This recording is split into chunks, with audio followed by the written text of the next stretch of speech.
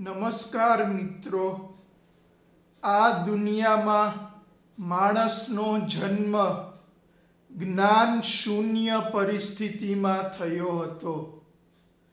આવી અંધકારમય પરિસ્થિતિમાંથી ઉભરવા માટે માણસ ધીમે ધીમે પોતાની આત્માની અંદર છુપાયેલા જ્ઞાનના ભંડારને તપાસતો ગયો અને પોતાનામાં આત્મજ્ઞાનનો વિકાસ કરતો ગયો. આ રીતે પોતાના આત્મજ્ઞાનના દીપકને પ્રગટાવીને માણસ પોતાના જીવનમાં ફેલાયેલા અંધકારને દૂર કરતો ગયો. અનાદિકાળથી માણસ આ રીતે પોતાનું આત્મજ્ઞાન વિકસાવીને કેવળ જ્ઞાન મેળવવાની દિશામાં આગળ વધતો રહ્યો છે.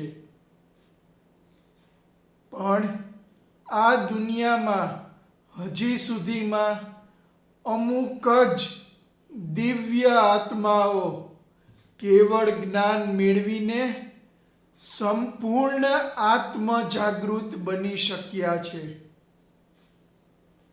અને આ દુનિયાના બાકીના આત્માઓ હજી સુધી આ કેવળ જ્ઞાન મેળવીને મોક્ષની પ્રાપ્તિ કરવાના આ દિવ્ય સફરમાં ધીમે ધીમે આગળ વધી રહ્યા છે. મિત્રો, કેવળ જ્ઞાન સુધી પહોંચવાની આ યાત્રા માનવ જીવનમાં જ્ઞાનનું મહત્વ દર્શાવે છે. અને આજના આધુનિક યુગમાં માણસને પોતાના જીવનમાં જ્ઞાન ક્યાંથી મળે છે? શિક્ષણમાંથી. આથી આજના આધુનિક યુગમાં સાચા શિક્ષણનું મહત્વ ખૂબ જ છે. લોકોને સાચું શિક્ષણ આપી જ્ઞાનમય બનાવવા માટે આજના યુગમાં અનેક શિક્ષણ વ્યવસ્થાઓ ગોઠવવામાં આવી છે.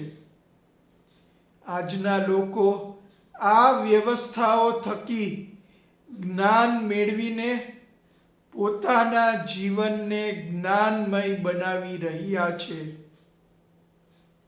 મિત્રો, આ વિડીયોમાં આપણે જાણશું કે ઓટો કોમ્યુનોક્રેસીની નવી પ્રશાસન પદ્ધતિ હેઠળ કેવી એજ્યુકેશન સિસ્ટમ એટલે કે શિક્ષણ વ્યવસ્થા હશે.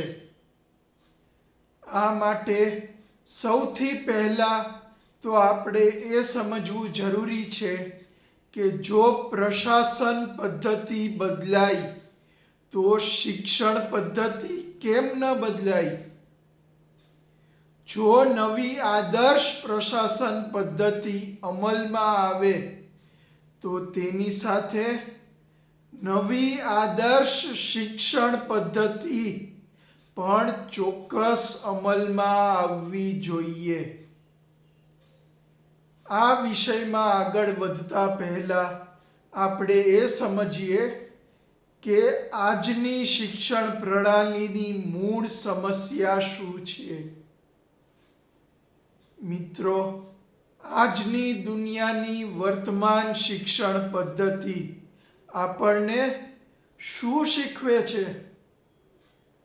નોકરી કેવી રીતે મેળવવી, પૈસા કઈ રીતે કમાવવા અને સ્પર્ધામાં આગળ કેવી રીતે વધવું.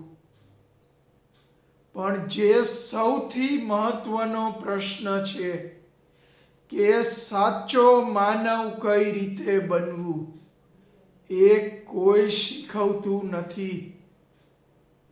આથી આજનું શિક્ષણ સેલ્ફ રિલાયન્ટ ઇન્ડિવિજ્યુઅલ બનાવે છે, પણ રિસ્પોન્સિબલ વર્લ્ડ સિટીઝન બનાવતું નથી. આનું શું પરિણામ આવે છે?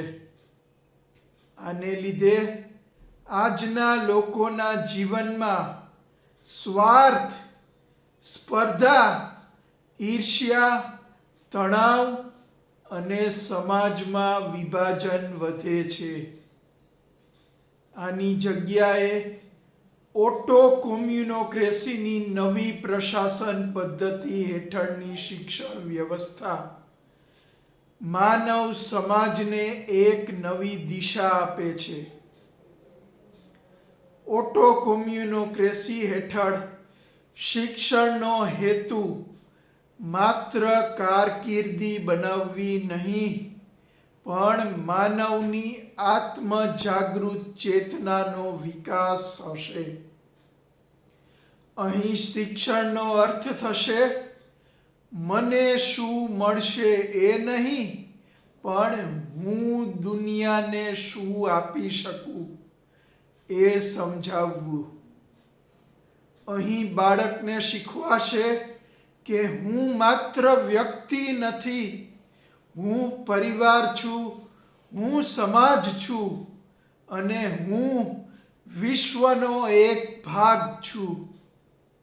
આ રીતે અહીં વસુધૈવ કુટુંબકમ એટલે કે આખું વિશ્વ એક પરિવાર છે એ વાત વ્યક્તિને સમજાવવામાં આવશે. ઓટો કોમ્યુનોક્રેસીની શિક્ષણ પદ્ધતિ હેઠળ શિક્ષણના 3 સ્તર હશે. સૌથી પહેલું સ્તર હશે હ્યુમન વેલ્યુઝ એજ્યુકેશન એટલે કે જીવનના નૈતિક માનવ મૂલ્યોનું શિક્ષણ. આના અંતર્ગત વ્યક્તિને બાળપણથી જ જીવનના નૈતિક માનવ મૂલ્યો જેવા કે સત્ય, અહિંસા, સહાનુભૂતિ, ક્ષમા, સહકાર, સમાનતા અને જવાબદારી વિશેનું જ્ઞાન શીખવાશે. તેને શીખવાશે કે આ સાચું જ્ઞાન માત્ર પુસ્તકમાં લખવા માટે નથી, પણ દરેક વ્યક્તિએ પોતાના જીવનમાં ઉતારવા માટે છે. આ શિક્ષણ વ્યવસ્થા પરીક્ષા આધારિત નહીં હોય, પણ વ્યક્તિને સાચું જ્ઞાન આપીને તેની યોગ્ય વ્યવહારુ ચકાસણી કરવા પર આધારિત હશે. બીજું સ્તર હશે વ્યક્તિના જ્ઞાન અને કૌશલ્યમાં વધારો કરી તેના હેતુને યોગ્ય દિશા આપવી. ઓટો કોમ્યુનોક્રેસી હેઠળ શિક્ષણ પદ્ધતિ આ ત્રણેય બાબતોને જોડે છે. પહેલી, ભાષાઓ, વિજ્ઞાન, ગણિત, ઇતિહાસ અને ટેકનોલોજી જેવા વિષયોનું જ્ઞાન આપવું. પછી વ્યવસાય, કૃષિ, ટેકનિકલ સ્કિલ્સ અને સર્જનાત્મકતા જેવી બાબતોનું કૌશલ્ય વધારવું.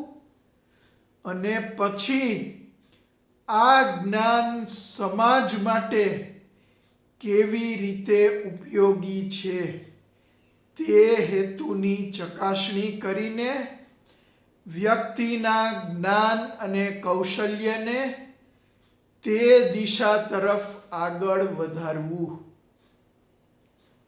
આ રીતે વ્યક્તિના જ્ઞાન અને કૌશલ્યનો ઉપયોગ દુનિયાને વધારે સારી બનાવવાના હેતુને સાર્થક કરવા માટે કરવામાં આવશે.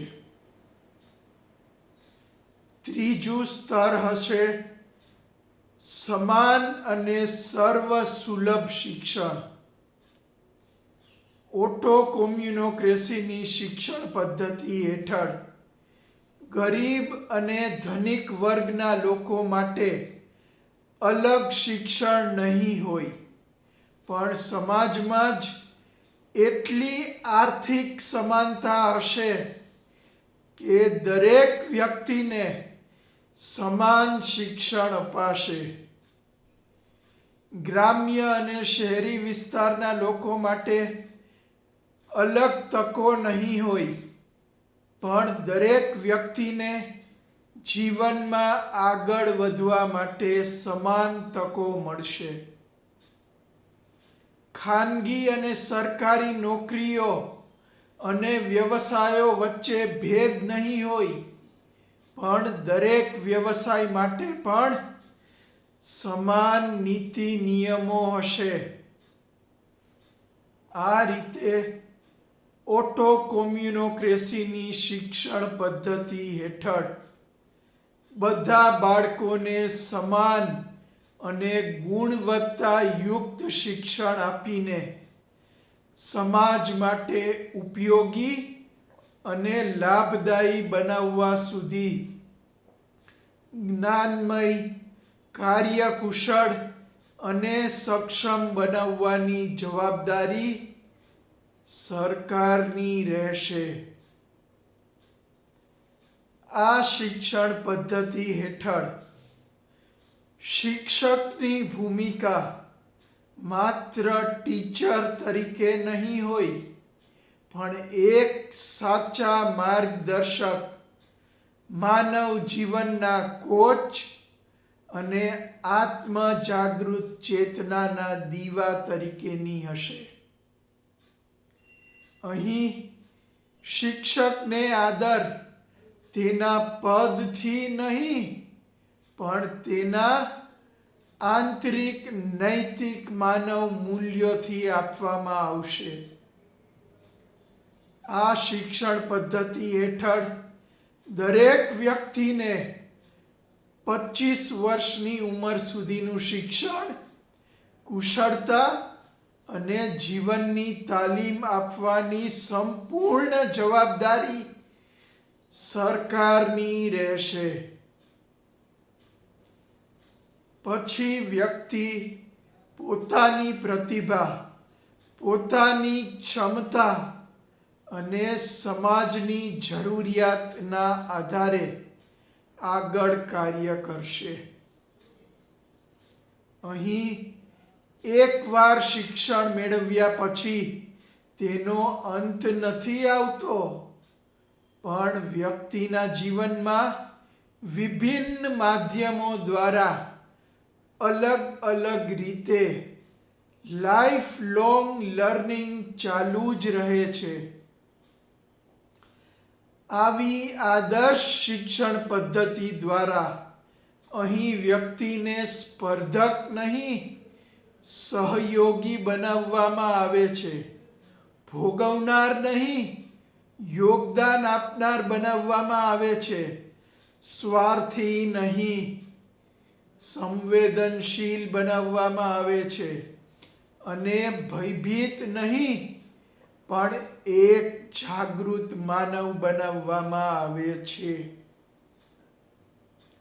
મિત્રો, આ રીતે જ્યારે વ્યક્તિને સાચું શિક્ષણ મળશે, ત્યારે જ સાચો સમાજ અસ્તિત્વમાં આવશે. મિત્રો, ઓટો કોમ્યુનોક્રેસી કોઈ રાજકીય વિચાર નથી.